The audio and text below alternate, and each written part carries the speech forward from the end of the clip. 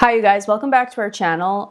Today I just kind of had a lot of thoughts in my head about different things that I've been seeing on the internet, and in turn people are commenting and creating their own opinions about. So I just thought that I would give my 2 cents on a couple things, and I have them written down here. So if that's something that you're interested in, definitely stick around.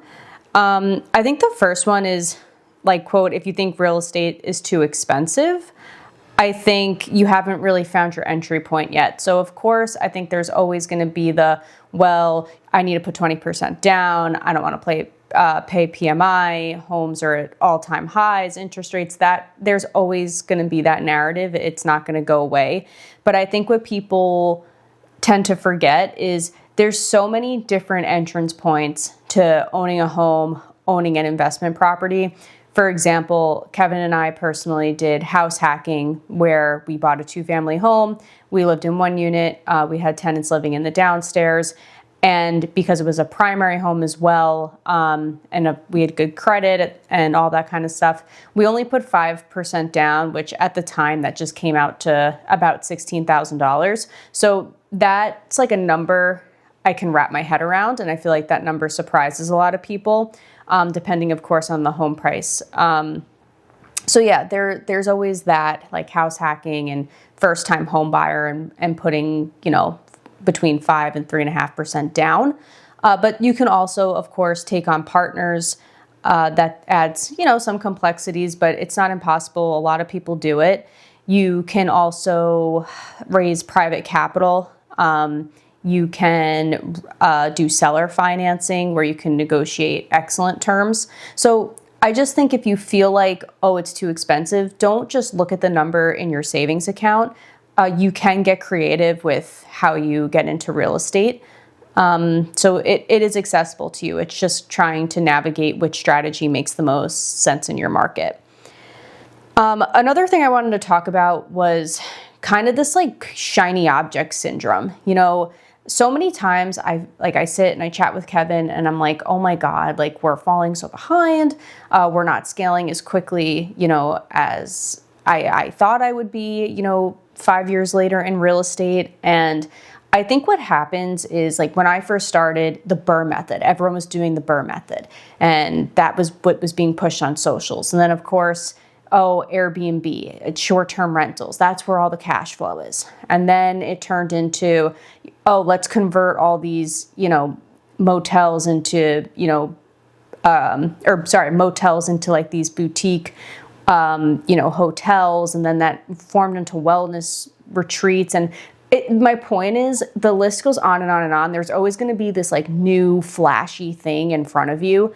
And you just have to remember that that maniacal focus on one strategy and becoming a master is what's going to get you far. If you've listened to our videos before, you would know that we do long-term rentals, and that's probably, like, the least sexy thing to talk about when it comes to real estate strategy. It's like, ooh, like, you put in white cabinets and granite countertops and LVP flooring, like, that meets the, like, appeal to anybody, and basic wall paint and all that kind of stuff. Like, it is very mundane and it's very cookie cutter.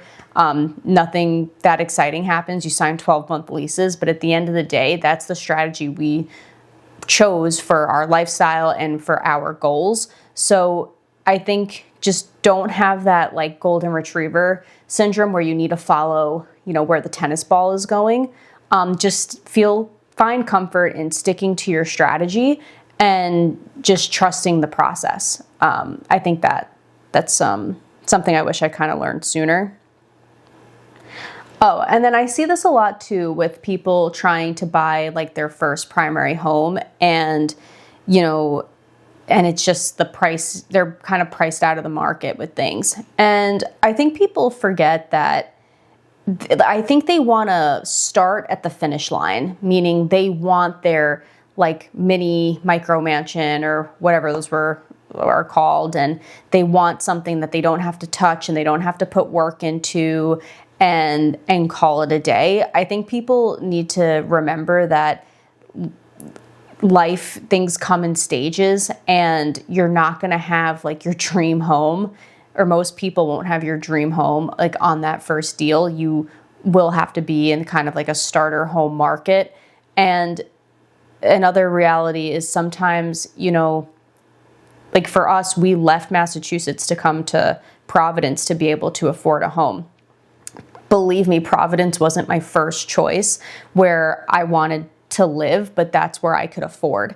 And that's, I think, a pill that a lot of people need to swallow is, maybe you can't afford that neighborhood right now that you really want, but you can in time, and you have to start and build. And as long as you start and you have your end goal in mind and you build that momentum, you will get where you want to go, but it does take time. And it's a reality that even the generations before us dealt with as well. So we're not unique in that situation. If I had to start over, I think something that I find a lot of value in is managing less. Something that we've preached for a long time is like the small but mighty portfolio. And you can yield a higher like cash on cash return and more cash flow per month with less doors. I'm so sick of people saying like, we have 80 doors, 100 doors, and we have all this like this value of portfolio that's in the multi millions, and they're like 20 years old. And a lot of times it's syndications and they have partners and part owners and all that kind of stuff. But I guess the point I'm trying to make is you can own, let's just say, 2 investment properties and have them as residential assisted living facilities, or you can do furnished midterm rentals for traveling nurses and charge a premium for that. There's so many alternatives to manage less but have better cash flow with renting to situations like that. Sober homes are another one that's popular for people. They do similar for mental health and disabilities as well. So I think, again, I said this before, like the sexy thing to talk about is, we scaled to, 100 doors, or let's say keep numbers round.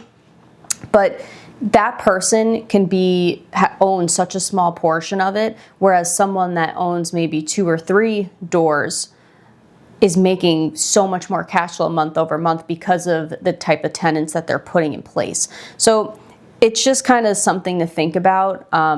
If you don't want to kind of be a full-time operator per se, and you don't want to manage the complexities of having 100+ tenants and you want less, just something to think about. And I think if I was a little more open-minded at the time, I probably would have went that direction. But no regrets. Like, I'm happy with what we've done. But I think if I were to start over, that would be a direction that I would want to explore. And yeah, I think I'll wrap the video here. This is just kind of a brain dump of thoughts. And yeah, just let me know if you like these going forward. It would mean so much to us if you were to like, subscribe, leave a comment. And I'm so curious if you find what I said completely outrageous or if you agree. Definitely let me know below.